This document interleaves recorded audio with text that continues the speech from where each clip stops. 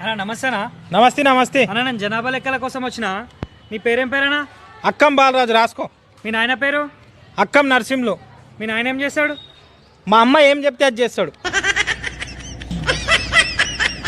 అన్నా నేను మంచి బట్టలు వేసుకొని పాష్గా రెడీ అయిపోతే ఆ దుకాణంలో సిగరెట్ 5 రూపాయలు ఎక్కువ ఇస్తున్నానా, అదే చినిగిపోయిన బట్టలు వేసుకొని పోతే 5 రూపాయలు తక్కువకి ఇస్తున్నానా. నెక్స్ట్ టైం బట్టలు లేకుండా ఫ్రీ ఇస్తాడు. సార్ మీరు సిటీకి పెద్ద దొంగ, పెద్ద గజ దొంగ. ఇంత వయసు వచ్చినా మీకు పెళ్ళి ఎందుకైతే లేదు? ఎవరు దొంగ అని మీకు పిల్లని ఇస్తలేరా?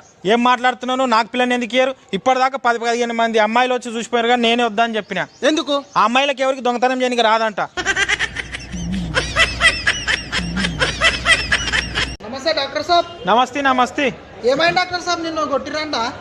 ఒక పేషెంట్ వచ్చిండే, బాగా దగ్గు తగిలింది, ఇబ్బందిగా ఉన్నది అన్నాడు. అయితే బలంకు మందు రాసిన.